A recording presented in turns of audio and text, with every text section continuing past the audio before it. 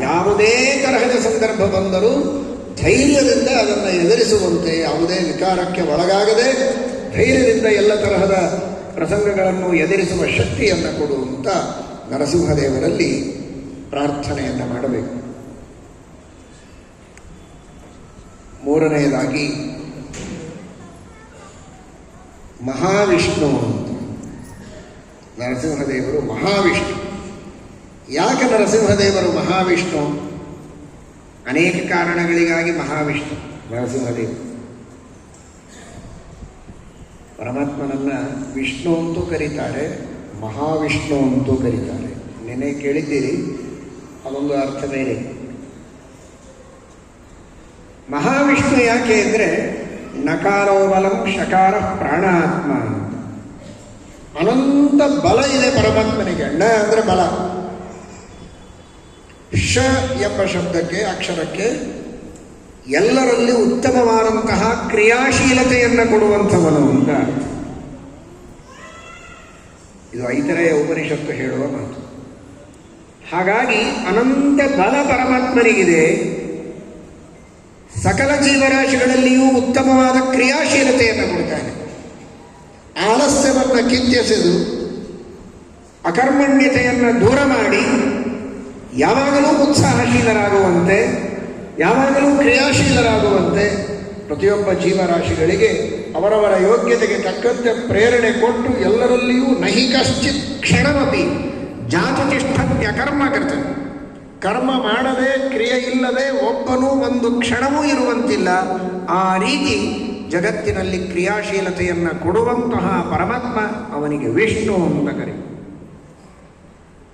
ಮಹಾವಿಷ್ಣು ಎಂಬುದಾಗಿ ಹೇಳು. ಅಂತಹ ಪರಮಾತ್ಮ ನಮ್ಮಲ್ಲಿ ಉತ್ತಮವಾದ ಬಲವನ್ನು ತುಂಬಿ, ನಮ್ಮ ಯೋಧರಲ್ಲಿಯೂ ಬಲವನ್ನು ತುಂಬಿ, ಉತ್ತಮವಾದಂತಹ ಕ್ರಿಯಾಶೀಲತೆಯನ್ನು ಕೊಟ್ಟು ಅನುಗ್ರಹವನ್ನು ಮಾಡಲಿ ಅಂತ. ಮಹಾವಿಷ್ಣು ನೃಸಿಂಹತ್ವ ನಿಸ್ಸೀಮ ಬಲ ಸೌಖ್ಯಕ.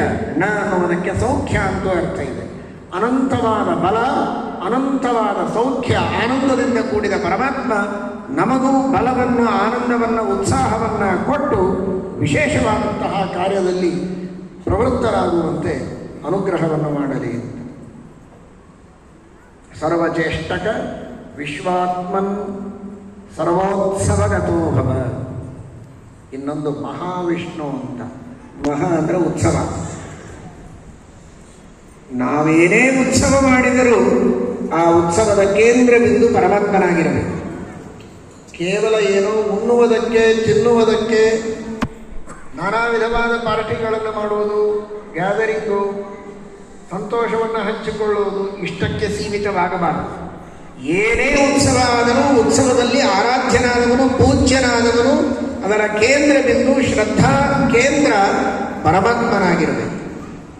ಅದನ್ನು ನಾವು ದೇವರಲ್ಲಿ ಪ್ರಾರ್ಥನೆ ಮಾಡಬೇಕು. ಇವತ್ತು ಅನೇಕ ಜನ ಹುಟ್ಟುಹಬ್ಬವನ್ನು ಆಚರಣೆ ಮಾಡುತ್ತಾರೆ. ದೀಪವನ್ನು ಆರಿಸಿ ಹುಟ್ಟುಹಬ್ಬದ ಆಚರಣೆ, ಕೇಕ್ ಕಟ್ ಮಾಡಿ ಹುಟ್ಟುಹಬ್ಬದ ಆಚರಣೆ. ಯಾವುದನ್ನು ಆರಿಸಿ ಅಲ್ಲ, ಕಟ್ ಮಾಡಿ ಅಲ್ಲ, ದೀಪವನ್ನು ಬೆಳಗಿಸಿ, ದೇವರ ಎದುರಿನಲ್ಲಿ ದೀಪವನ್ನು ಬೆಳಗಿಸಿ ಹುಟ್ಟುಹಬ್ಬದ ಆಚರಣೆಯನ್ನು ಮಾಡಬೇಕು. ಉತ್ತಮವಾದಂತಹ ಭಕ್ಷ್ಯಗಳನ್ನು ದೇವರಿಗೆ ನೈವೇದ್ಯ ಮಾಡಿ, ನೈವೇದ್ಯವನ್ನು ಬಂದವರಿಗೆ ವಿತರಣೆ ಮಾಡಿ ಶಾಸ್ತ್ರೀಯ ಕ್ರಮದಲ್ಲಿ ಹುಟ್ಟುಹಬ್ಬದ ಆಚರಣೆ ಮಾಡಬೇಕು. ಅದೆಲ್ಲವೂ ದೇವರ ಪ್ರಸಾದ, ದೇವರ ಅನುಗ್ರಹದಿಂದ ಮಗುವಿನ ಆಯುಷ್ಯ ಆರೋಗ್ಯಗಳ ಅಭಿವೃದ್ಧಿಯಾಗಲಿ ಎನ್ನುವುದು ಗುರಿಯಾಗಿರಬೇಕು. ಅದು ಬಿಟ್ಟು ಕೇವಲ ಲೌಕಿಕವಾದಂತಹ ಒಂದು ಫಂಕ್ಷನ್ ಆಗಬಾರದು. ಎಲ್ಲರಲ್ಲಿಯೂ ಪರಮಾತ್ಮನ ಪ್ರವೇಶ ಇರಬೇಕು. ಮಹ ಆ ವಿಷ್ಣು. ಎಲ್ಲ ಮಹಗಳಲ್ಲಿ, ಉತ್ಸವಗಳಲ್ಲಿ ಭಗವಂತನ ಪ್ರವೇಶ ಇರಬೇಕು. ರಾಮನ, ಕೃಷ್ಣನ, ನರಸಿಂಹನ ಪ್ರವೇಶ ಇರಬೇಕು.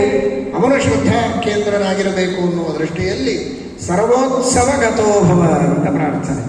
ಮಹಾವಿಷ್ಣು ನೃಸಿಂಹತ್ವ ನಿಸ್ಸೀಮ ಬಲ ಸೌಖ್ಯಕ ಸರ್ವಚೇಷ್ಟಕ ವಿಶ್ವಾತ್ಮನ್ ಸರ್ವೋತ್ಸವಗತೋಭವ.